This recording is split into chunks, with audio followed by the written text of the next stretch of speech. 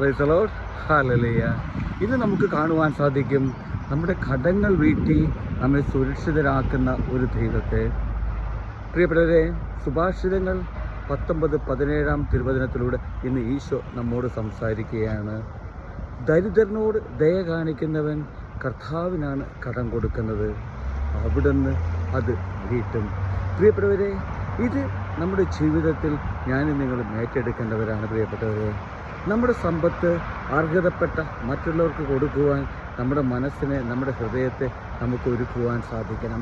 നമ്മുടെ സമൂഹത്തിൽ, നമ്മുടെ കൂട്ടായ്മയിൽ, നമ്മുടെ കുടുംബത്തിൽ, നമ്മുടെ സ്നേഹിതരിൽ അങ്ങനെ പല വേദനിക്കുന്ന വ്യക്തികളുണ്ട്. പ്രിയപ്പെട്ടവരെ, സാമ്പത്തികമായി ഞെരുങ്ങുന്ന, അവർക്ക് പറയാൻ പറ്റാത്ത അവസ്ഥകളുണ്ട്. പ്രിയപ്പെട്ടവരെ, കണ്ടറിഞ്ഞ് പ്രവർത്തിക്കുവാൻ, അവരുടെ വേദന മനസ്സിലാക്കി അവരുടെ അടുക്കിലേക്ക് നമുക്ക് ഇറങ്ങിച്ചെല്ലുവാൻ, ഒരു ദൈവസ്നേഹമായി, ഒരു ദൈവത്തിൻ്റെ ദൂതായിട്ട് നമുക്ക് കടന്നു ചെല്ലുവാൻ നമുക്ക് സാധിക്കണം.